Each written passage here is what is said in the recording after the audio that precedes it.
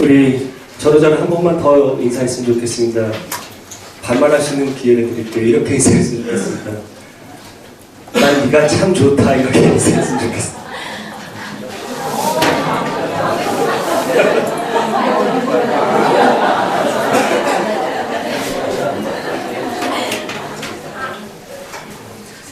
오고이 주일인데요. 에베소서 6장 1절로 3절을 우리 다 같이 읽으실 때 살아계신 하나님의 음성을 듣게 되기를 원합니다. 같이 읽겠습니다. 시작.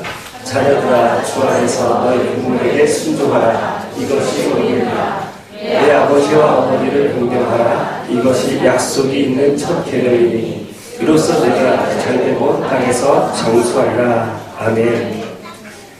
제가 고등학교 졸업하기 전에 당구 실력이 400이었습니다. 여러분 안 놀라시는데요. 400이라는 그 당구 점수는 굉장한 숫자입니다. 단순히 노력과 돈으로만은 해결할 수 없는 재능이 있어야 되고 머리가 어느 정도 따라줘야 갈 수 있는 고득점, 고점수입니다. 저보다 잘 치는 목사를 본 적이 없다가 은혜로 담임 목사님이신 장경호 목사님께서 500인가 700을 친다 그래서 제가 언제 한번 확인하고 싶었지만 기회가 없어서 못했고 우리 청년들이 제가 400이라니까 확인해보겠다고 와서 저희는 또 내기 하나만 안 하니까 여러분 부목사 월급이 많지가 않아요. 짬점이 90을 올려야 돼요. 그래서 청년들이랑 내기해서 이렇게 이겨먹고 짜장면 얻어먹고 그랬던 생각이 나는데요. 한 400을 치다 보니까 이런 일 저런 일 다 있었어요. 그래서 고등학교 때 제가 다닐 때만 해도 당구를 치면 안 됐기 때문에 학교 학생 주임한테 걸려가지고 정합을 받게 된 적이 있었습니다. 그래서 저희 어머니께서 약국을 문 닫고 학교로 찾아오셔서 손이 발이 되도록 비셔서 그 정합을 근실로 돌려놓으셨고 이제 반성문만 일주일 동안 매일 가서 이제 음악실에서 썼던 기억이 나요. 저희 어머니께서 아버지한테 그때 당시 해외 파견을 나가 계셨었는데 그 파견 나가신 아버지께 전화해서 난 재승이 혼자 못 키우겠다. 당신 하여튼 알아서 해라. 뭐 회사를 그만두고 오든 어떻게든 빨리 들어와서 저 인간 빨리 키워라. 같이 키우자. 이렇게 해서 저희 아버지께서 회사에 그때 당시에 제 기억으로 사표를 냈는데 반려되고 그냥 한국에서 근무하게 해주셨는데 사표를 내시고 해외에서 돌아오셨습니다. 그때 당시에는 인천공항이 없었고 김포공항에 딱 아버지 도착하실 때 마중 나갔다 거기서 뚜드러 맞았어요. 그때 당시만 해도 김포공항이 그런 분위기가 아니었어요. 이렇게 해외여행도 자유롭지 않은 때고 한번 헤어지면 다시 볼 기약이 별로 없이 그렇게 헤어지는 분들과 너무나 오랜만에 만난 가족들의 상봉으로 눈물 바다가 됐던 그런 분위기에서 저희 가정만 다른 연출을 했고 뭐 그렇게 두드려 맞고 그거에 뭐 무슨 할 말이 있겠어요. 입이 10개라도 100개라도 할 말이 없는 거죠. 제가 아버지한테 아버지 고정하시고 집에서 때리세요 이렇게 얘기할 수밖에 없었던 그때가 생각이 나요. 그럼 뭐 맞아야 싸잖아요. 근데 한 번은 이런 적이 있었습니다. 고3 때였는데 저랑 가장 친했던 절친인 세원 아버님께서 갑자기 돌아가셨어요. 사실 와병중이 되셨지만 그렇게 일찍 돌아가시리라는 생각은 전혀 못했는데 세원이 아버님이 돌아가셨습니다. 제가 어머니가 약국하셨으니까 약국으로도 몇 번을 전화했고 또 집으로도 전화했고 요즘처럼 핸드폰이 있는 때가 아니잖아요. 그때 제 고등학교 때 삐삐도 안 나왔었어요. 그래서 제가 몇 번을 전화를 드렸는데 전화가 안 됐어요. 친구 아버님이 돌아가셨고 아버님이 돌아가셔서 그냥 넋이 나가 있는 친구 옆을 자꾸 비우는 것도 도리가 아니다 생각을 해서 세원이 옆에 끝까지 있어주고 집에 12시 좀 넘어서 초인종을 딱 눌렀는데 갑자기 안에서 우당탕탕탕탕 막 소리가 들리더니 문이 팍 열리더니만 그대로 아버지께서 변명할 기회도 없이 쥐어박으셨어요. 제가 눈을 동그랗게 뜨고 대들었죠. 세원이 아버님이 돌아가셨어! 소리를 질렀어요. 저희 아버님도 약간 당황하셨어요. 분명히. 눈동자가 흔들리셨어요. 그렇지만 우리 아버님 세대는 뭐 사과를 하거나 자존심 상하 뭐 그럴 수 있는 분위기가 아니니까 저희 아버님은 이렇게 얘기하셨어요. 네가 평상시에 잘했어 봐라. 내가 일어나. 고3이 지 하고 싶은 거 다 하고 들어가는 거 지금 몇 시인데 이제 기어 들어와. 이렇게 얘기하셨어요. 그래서 제가 수긍을 못하니까 아버님께서 그럼 세원이 친구들 중에 여태까지 남아있었던 애가 누구야? 그래서 내 친구가 뭐 중요하냐고, 내가 세원이 옆에 있어주고 싶어서 있어준 거 아니냐고 막 소리소리 지르면서 대들었어요. 아버님께서 아니 이놈의 자식이, 그러고서 때리려고 확 휘둘르셨는데 어디 가서 맞지 말고 튼튼하게 자라달라고 태권도를 가르쳐주신 그 고급 기술 몸통 가로막기를 딱 맞고 그냥 방으로 뛰어들어가가지고 소리소리 지르면서 내가 이놈의 집구석 내가 빨리 기어나간다, 내가 나중에 돈 벌면은 이자까지 쳐서 여태까지 내가 밥 먹고 뭐 했던 거 다 쳐갖고 갚아주리라고 소리소리 지르면서 대들었던 것이 생각이 나요. 네, 여러분, 자식이 어머니한테 대드는 것과 부모님께 대드는 것과 부모님이 오해해서 자식을 때리는 것은 하나님 앞에서는 차원이 다른 얘기고 문제예요. 하나님께서 보시기에 이 재질은 너무나 다른 이야기입니다. 여러분, 우리 한국은 동방예의지국이라고 해서 또 유교를 숭상하는 문화로서 부모님께 효를 중시 여겼던 사회였어요. 그 효를 하지 않으면 어디 가서 자식이 고개를 들 수 없는 그런 문화에서 자랐죠. 근데 이제 사회가 급변하면서 부모님의 신분을 그대로 이어받는 것도 아니고 농경 문화로서 부모님의 지식과 부모님이 가지고 있는 노하우가 우리의 인생에 크게 도움이 되는 게 아니라 이제는 서울대학을 나오신 어머니 아버지도 기계치라 이제 애들한테 배워야 되는 세대가 되고 또 정보나 급변하는 사회에 따라잡지 못하니까 자식들에게 어쩌면 무시당할 수밖에 없는 세대를 걷고 있는 것 같습니다. 버릇없는 부모 밑에서 버릇없는 자식이 나와서 부모님의 존경을 잃어버린 세대가 됐고 이제는 정말로 부모님을 구타한다? 뭐 또 유산을 노려서 죽이고 태웠다라는 정말 듣고 싶지 않은 이야기들을 뉴스에서 들어야만 되는 그런 한국 사회로 치닫게 됐습니다. 참 조크도 너무너무 참 그래요. 여러분, 아들 가진 부모는 길거리를 헤매다 죽고 딸 가진 부모는 싱크대 앞에서 엎어져 주는데요. 동의하시면 아멘 하시죠. 그랬더니만 우리 에버그린 밴쿠버에 있는 노인대학에 있는 분들이 싱크대 앞에서 뒤로 자빠져 죽는데요. 왜 그러냐 했더니 등에 애를 업었거든요. 그러니까 부모님을 경시하고 하찮게 대하는 문화에 있어서의 조크 아니겠어요? 그럼 근데 희한하게 성경에서 말세에 대해서 이야기하는데 이렇게 얘기해요. 말세에 고통하는 때가 이른다. 그래서 사람들이 자기를 사랑한다. 요즘 자기 사랑하죠? 돈을 사랑해요. 자랑해요. 교만하고 비방하며 말세의 큰 징조로서 부모를 거역한다라는 게 있어요. 감사치도 않고 거룩지도 않고 무정하며 원통함을 풀지 않고 무함하며 절제하지 못하고 사나우며 선한 것을 좋아하지 않는다. 배신하며 조급하며 자만하며 쾌락사랑하기를 하나님 사랑하는 것보다 더한다. 경건의 모양은 있지만 경건의 능력은 부인하니 이 같은 자들에게서 네가 돌아서라 하는데, 여러분, 이 말세의 징조로서 부모를 거역하는 풍조가 그대로 나와 있다. 말세의 징조이다. 이렇게 부모 거역을 이해하시면 되겠습니다.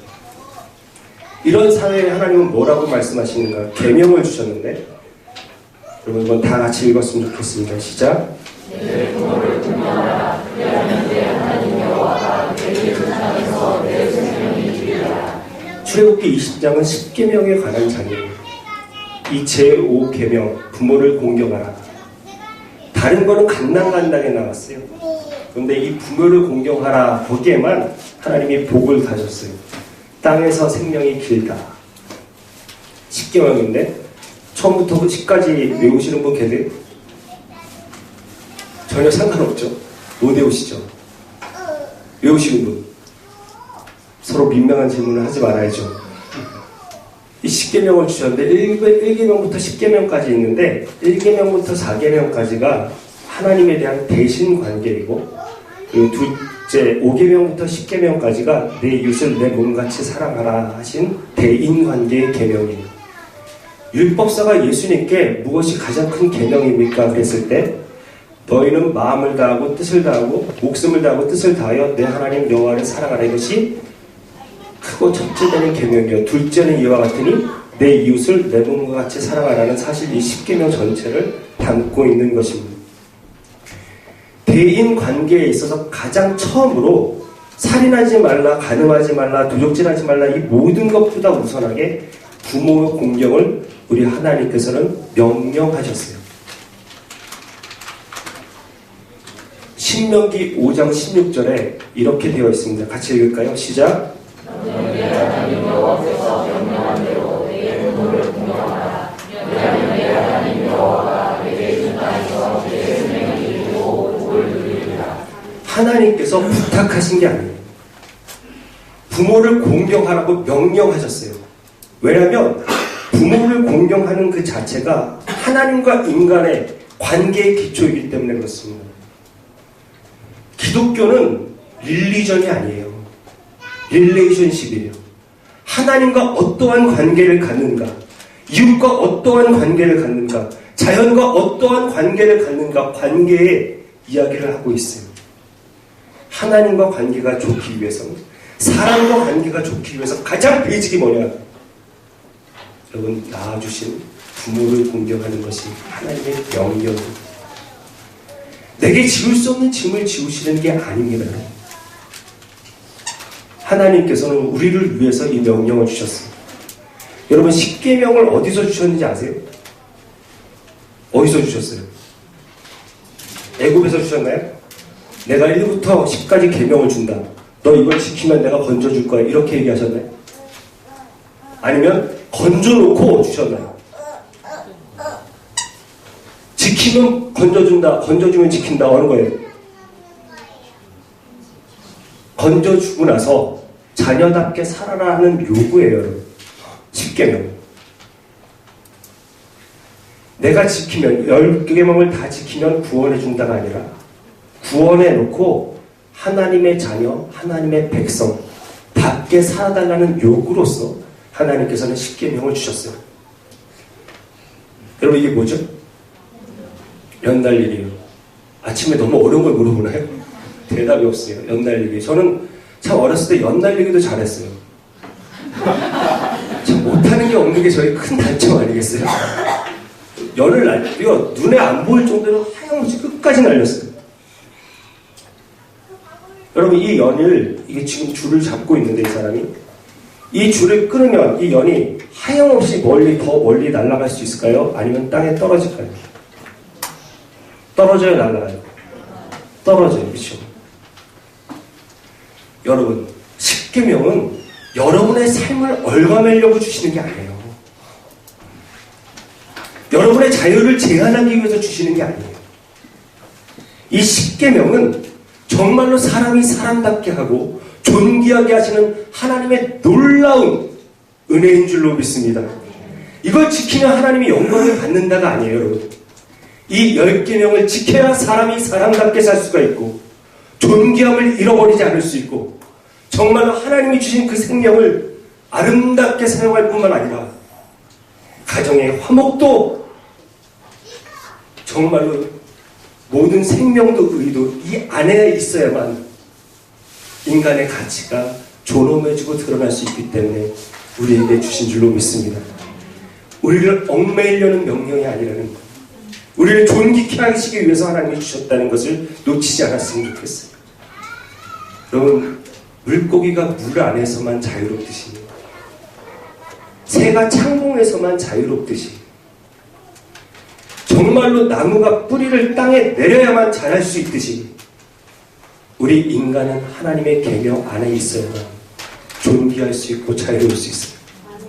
여러분이 홀홀 나르고 싶어서 이 계명을 끊는 순간에 여러분이 더 자유롭게 날아가는 게 아니라 여러분의 인생은 추락하게 되어 있습니다. 하나님께 자유하면 여러분 모든 것에 매이면, 하나님 한 분에 매이면 모든 것에 자유로울 줄 믿습니다. 여러분, 하나님께 자유로운 사람들을 가만히 보세요. 아무리 자랑을 해도 돈에 매여있고, 아무리 센 척해도 관계에 매여있고, 아무리 아는 척해도 건강에 매여있어서 얼마나 두렵고 외롭고 불안하고 우울에 매여있는지. 하나님 떠난 인생이 두렵지 않고 우울하지 않고 매여있지 않으면 있을 수 없는 일이에요, 여러분. 반드시 외로움, 두려움, 걱정, 염려에 매여있을 뿐만 아니라 그게 아니면 중독이라는 이름. 본인이 술을 마시는 게 아니죠. 술 없으면 못 사는 거예요. 본인이 도박을 하는 게 아니에요. 도박 안 하면 못 사는 것이에요. 없으면 안 되게끔 철저히 하나님께 매여있지 않은 인생은 다른 것에 매여있고 중독이라는 이름으로 자기의 자유를 다 박탈당했을 뿐인데 자기 혼자 자기가 원하는 대로 살고 있다 착각할 뿐이죠. 사랑하는 여러분, 부모 공경은 하나님이 우리를 위해서 주신 명령인 줄로 믿습니다. 내 부모를 공경하라 하셨지. 잘 믿는 부모가 있으면 공경해라. 부자인 부모가 있으면 공경해라. 인격적인 부모가 있으면 공경해라가 아니에요. 여러분의 이해와 여러분의 생각을 건너뛰어서 하나님은 일단 공경하라 못 받고 계세요. 그 명령에 순종하는 저와 여러분 되기를 원합니다. 성령에 충만한 것은 여러분 에베소서 5장에 보면 성령에 충만하라 두 가지로 나오는데, 하나는 시간을 아껴드리는, 세월을 아껴드리는 것과 두 번째 대인관계, 부부와 부부 간에, 부모와 자녀 간에, 종과 상전 간의 관계로 나오죠. 성령의 충만함이 기도하면 뭐가 생기고 터지고 일어나고 이적 전에 여러분 세월을 아끼는 것고 관계로 드러난다는 것을 놓치지 않으셨으면 좋겠어요. 부디 오늘 예배를 통하여 성령이 부어져서 주님의 명령을 지킬 수 있는 저와 여러분 되기를 소망합니다. 첫 번째 메시지를 읽을까요? 시작. 아멘. 오늘 우리 한결이가 제복을 입고 이렇게 등장했어요. 우리 한우리 동생인데요. 지금 해양학교 다녔어요. 해양대학교. 그렇죠. 거기도 아마 뭐 군대처럼 규율이 세겠죠. 얼마 전까지 굉장히 유행했던 태양의 후예라는 드라마가 있어요. 그죠? 우리 대위 유시진 때문에 여러분, 군인은 명령에 복종한답니다. 제가 2년 동안 군생활을 하면서 단 한 번도 상관의 명령에 노라고 대답한 적이 없고 싫습니다라는 대답을 해본 적이 단 한 번도 없습니다. 우리 대위 유시신도 송혜교 같은 애인을 놔두고도 전투의 현장으로 떠나라 하면 떠나는 것이고, 극장에 가서 데이트 중에도 전화만 받으면 대위 유시진? 네 알겠습니다지, 제가 지금 애인이랑 있어서 갈 수가 없는 거 없고 어쩌고 저쩌고 몸이 컨디션이 안 좋고 이런 얘기가 전혀 없습니다. 하나님께서 명령하셨다. 커맨드라는 단어를 써서 명령하신 대로 이 명령 안에 있는 것이 우리의 자랑이며 존귀함이 될 줄로 믿습니다. 두 번째 나누고 싶은 것은, 여러분, 이 부모에 대해서 왜 하나님께서 이렇게까지 강하게 메시지를 명령하셨을까 생각해 보니까, 여러분, 아무도 자신의 부모를 택하지 않았습니다. 반대로 부모 입장에서도 이 자식을 택하지 않았습니다.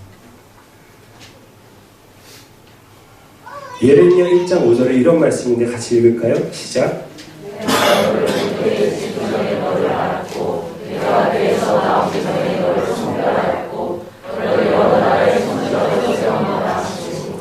여러분을 어머니 모태 속에 짓기도 전에 이미 알았고 구별하셨고 세우기로 작정하신 하나님.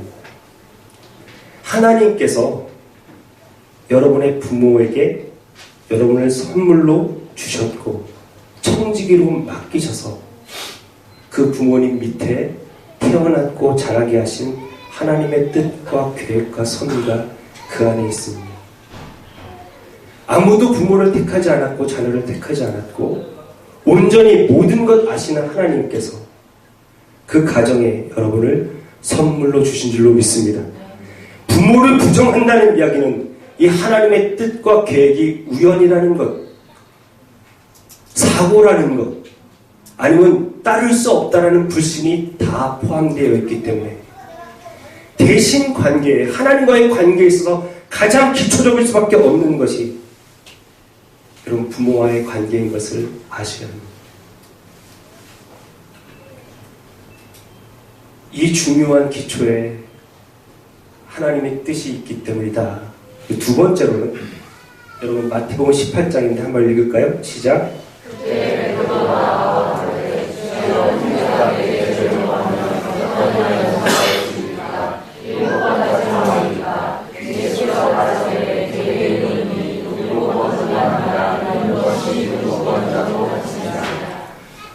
몇 번 용서해야 됩니까? 7번입니까? 이렇게 묻는 베드로에게 70번씩 7번이라도 해야 된다. 하실 수 있어요? 없으세요? 너무 단호하세요. 조금만 생각해 보시지. 제가 남성들 세가족 성경 공부를 할 때에도 우리 이종민 성도님, 이덕중 집사님, 우리 또 장대 성도님 다 못한다 하셨습니다. 제가 한 번만 더 생각을 해보시라고 합니다. 우리 아버님들이 분명히 이렇게 한 관계가 있다면 누굴까요? 어떤 관계가 될까요? 치열하게. 우리 연진이가 70번씩 7번만 잘못했을까요? 더 많이 했다고? 여러분, 하나님과 우리와의 관계는 사실 우리가 이해할 수가 없죠. 근데 부모와 자녀가 그 하나님의 사랑을 조금이나마 미약하나마 비춰주는 신학적으로 예표하는, 보여주는 관계이기 때문에 하나님은 소중히 여기세요.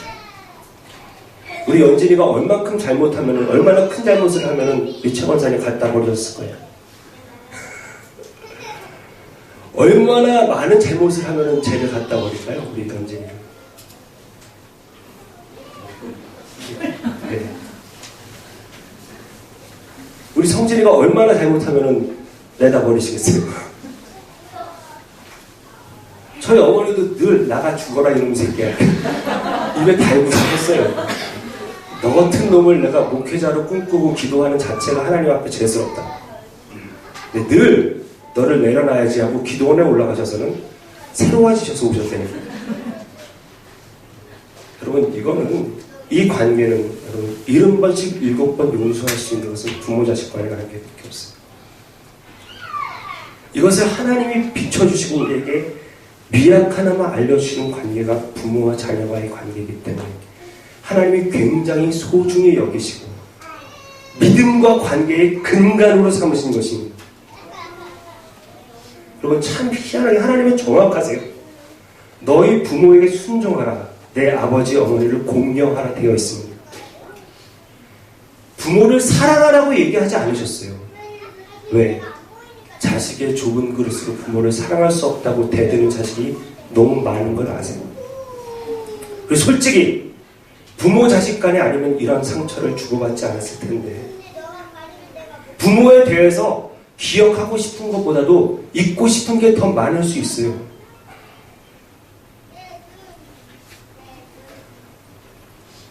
가족 아니면은 그렇게 서로 아프게 할 일이 없었을 텐데, 많은 상처를 주고받으신 그 가족의 연약함과 인간의 죄성을 아시기 때문에 우리 하나님께서는 부모를 사랑하라고 얘기하지 않으시고 뭐라고 얘기했어요? 순종하라고 되어있습니다. 순종하라. 이거는 할 수 있는 거예요. 그죠? 의무니까. 여러분, 부모를 공경하라 하셨어요. 존경하라고 안 하셨습니다.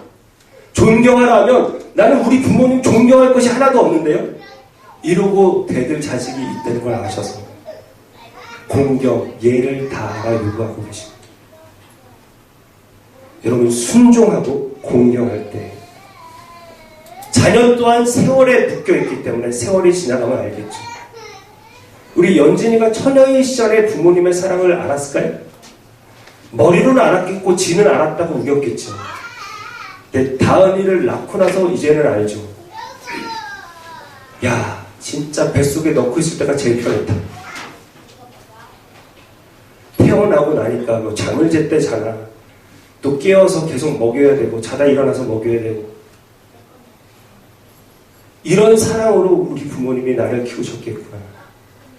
많은 분들이 나는 사랑 못 받았다 이렇게 우기실지 모르지만, 여러분 벨리 버튼을 보세요.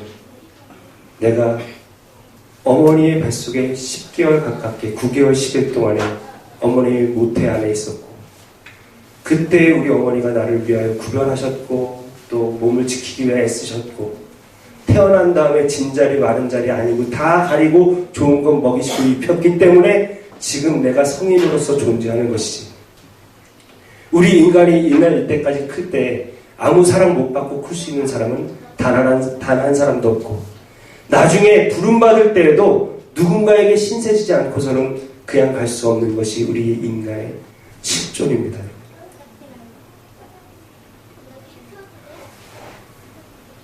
사랑하는 여러분, 부모님께 순복하십시오. 그리고 부모님께 공경하십시오. 그것이 약속 있는 첫 계명인 줄로 믿습니다. 6장 1절에 이렇게 되어 있습니다. 같이 읽을까요? 시작.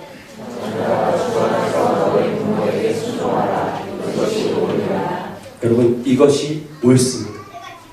이것이 옳습니다. 두 번째 나누고 싶은 메시지 같이 읽을까요? 시작. 그럼 많은 상처, 아픔 때문에 부모를 공경하지 못한다.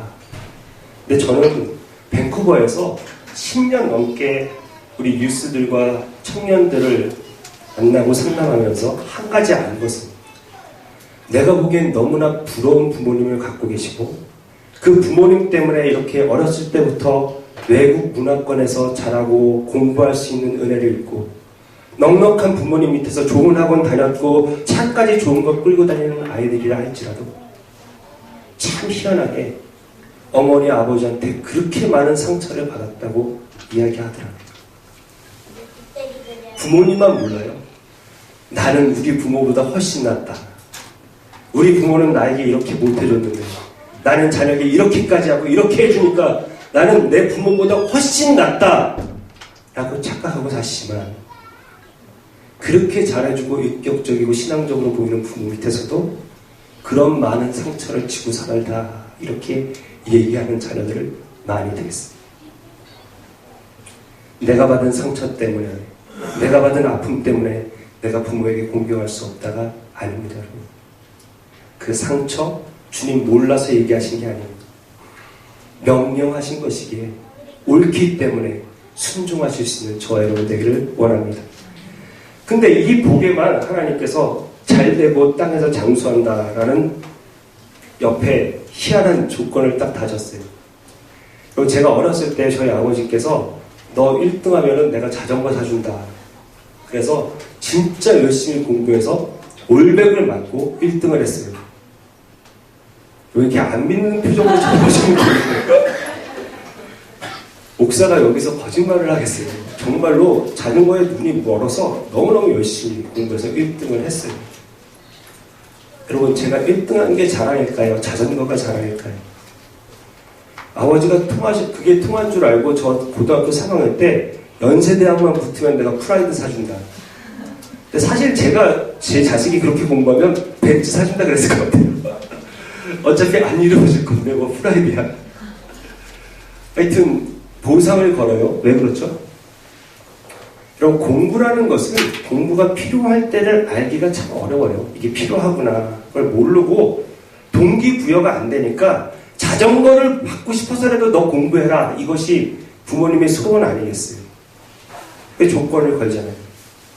하나님께서 이 부모에게 순종하고 공경하는 것에 자전거를 거셨어요. 복과 장수를 거셨어요. 왜냐하면 이 효도가 얼마나 중요한지를 깨달으면 이미 늦었기 때문에 그렇습니다. 제 평생의 후회가 두 가지 있는데, 하나는 공부할 때를 놓친 것이고 또 하나는 효도할 때를 놓친 것입니다. 공부할 때를 놓친 사람의 심판이 뭔지 아세요? 아, 내가 공부를 했어야만 하는구나를 깨달을 때 이미 그 공부할 수 있는 기회의 문이 닫힌 것입니다. 제가 공부를 열심히 했으면 지금보다 훨씬 더 풍성한 목회를 하나님께 올려드릴 수 있었을 텐데 참 그런 아쉬움이 들 때가 있어요. 또 하나, 효도라는 것, 진짜 잘했어야 되는 것이구나. 어머니께서는 저를 평생 목회자가 되기를 소원하시고 기도하셨는데 제가 강대상에서 설교하신 것을 단 한 번도 보신 적이 없어요.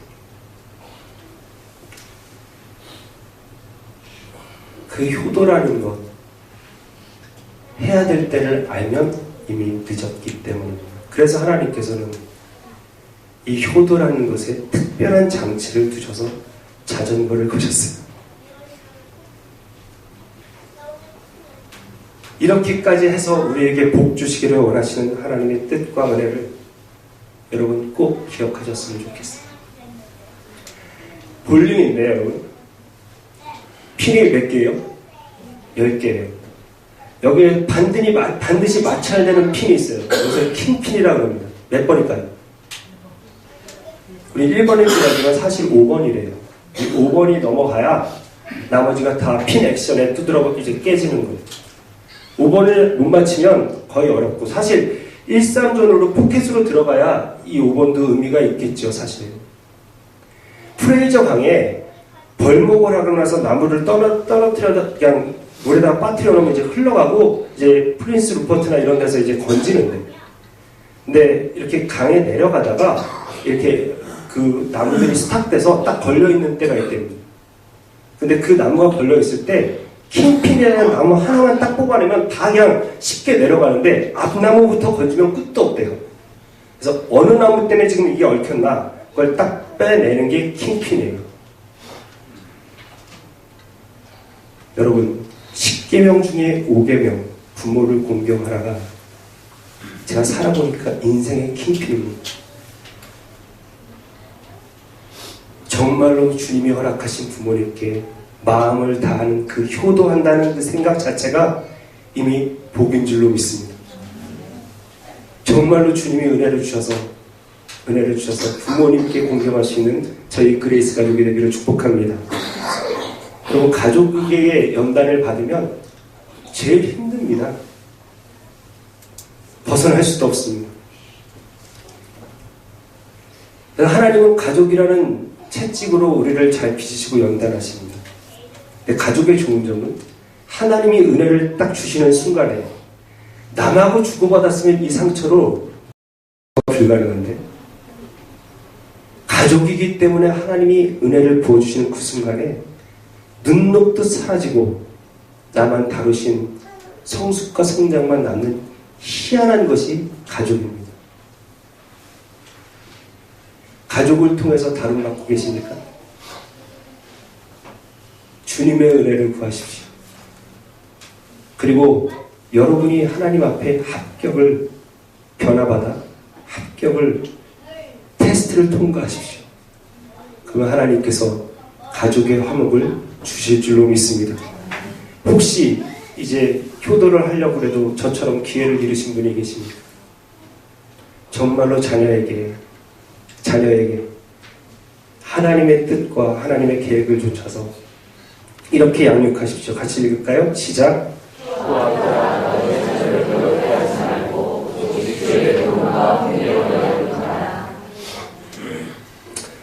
여러분, 노후 걱정 많이 하시죠?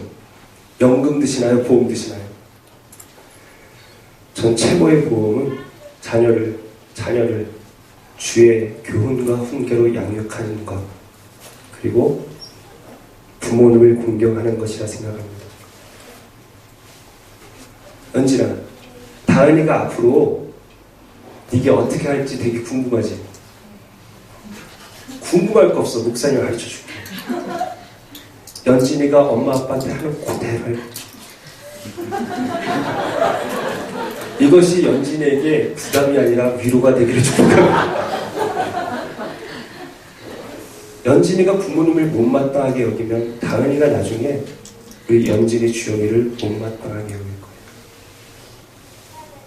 연진이가 부모님을 입으로만 사랑하면 우리 다은이도 나중에 입으로만 사랑할 거예요. 연진이가 부모님께 돈으로만 사랑하는, 우리 다은이도 돈으로만 사랑해요.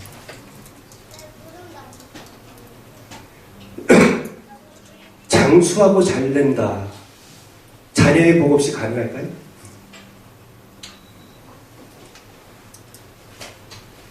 최고의 노후 대책은 보험과 연금이 아니에요. 캐나다에 사시는 분들이 그러더라고요. 최고의 효자는 오타와에 있대요. 연금을 65세 이후에 이제 정부가 주니까. 여러분, 쓸데없는 농담입니다. 정말로 부모님을 공경하고 자녀를 주의 뜻과 교양과 훈계로 다스려 가정이 지상의 낙원으로 변화받는 은혜가 있기를 축복하고, 정말로 부모님께 잘하는 것이 가장 나를 사랑하고 자녀를 사랑한다는 것을 놓치지 않으셔서 우리 각 가정마다 하나님의 은혜가 회복되시기를 온 마음 다하여 축복합니다. 우리 함께 기도했으면 좋겠습니다.